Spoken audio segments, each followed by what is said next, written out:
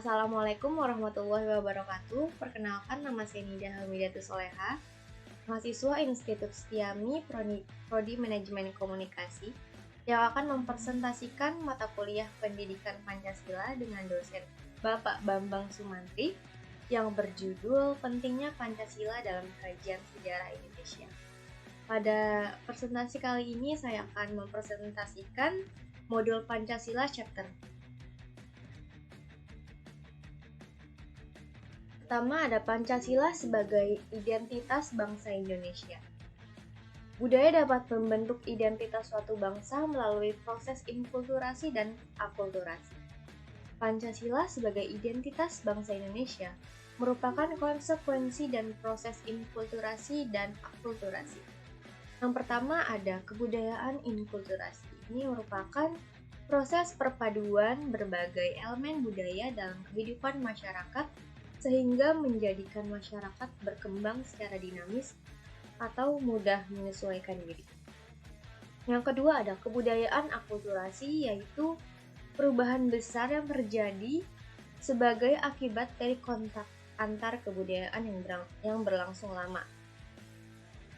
Yang pertama ada kebudayaan inkulturasi, meliputi jaringan pendidikan, kontrol dan bimbingan keluarga, struktur kepribadian dasar, dan self-expression. Yang kedua ada kebudayaan akulturasi. Meliputi yang pertama substitusi, yaitu penggantian unsur atau kompleks pada yang lain yang mengambil alih fungsinya dengan perubahan struktural yang minimal. Yang kedua ada sinkretisme, yaitu percampuran unsur-unsur lama untuk membentuk sistem baru.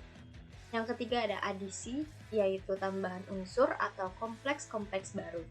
Yang ketiga ada originasi, yaitu tumbuhnya unsur-unsur baru untuk memenuhi kebutuhan situasi yang berubah.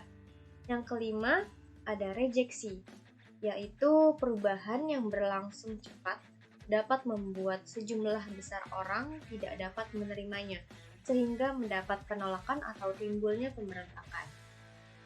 Selanjutnya ada sumber historis Pancasila. Nilai-nilai Pancasila sudah ada dalam adat istiadat, kebudayaan, dan agama yang berkembang dalam kehidupan bangsa Indonesia sejak zaman kerajaan dahulu. Misalnya, sila ketuhanan sudah ada pada zaman dahulu. Meskipun dalam praktik pemujaan yang beraneka ragam, tetapi pengakuan tentang adanya Tuhan sudah diakui. Selanjutnya ada dinamika Pancasila dalam sejarah bangsa. Dinamika Pancasila dalam sejarah Indonesia memiliki pasang surut dalam pemahaman dan pelaksanaan nilai-nilai Pancasila. Misalnya pada pemerintahan Presiden Soekarno, terutama pada 1960-an, Nasakom lebih populer daripada Pancasila. Lalu ada tantangan Pancasila dalam kehidupan berbangsa dan bernegara. Salah satu tantangan terhadap Pancasila dalam kehidupan berbangsa dan bernegara yaitu meletakkan nilai-nilai Pancasila tidak dalam posisi sebenarnya, sehingga nilai-nilai Pancasila menyimpang dari kenyataan hidup berbangsa dan bernegara. Contohnya tentang pengangkatan Soekarno sebagai presiden seumur hidup bertentangan dengan pasal 7 Undang-Undang Dasar 1945. Lalu ada esensi Pancasila dalam kajian sejarah bangsa. Pancasila dikatakan sebagai dasar filsafat negara karena mengandung unsur-unsur alasan filosofis berdirinya suatu negara. Tiap produk hukum di Indonesia harus berdasarkan nilai Pancasila. Pancasila sebagai pandangan hidup bangsa mengandung unsur-unsur nilai agama, budaya, dan adat istiadat.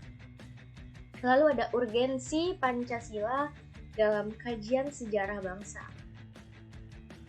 Sini pentingnya Pancasila dalam sejarah bangsa dikarenakan dapat terjadinya pengidentikan Pancasila dengan ideologi lain.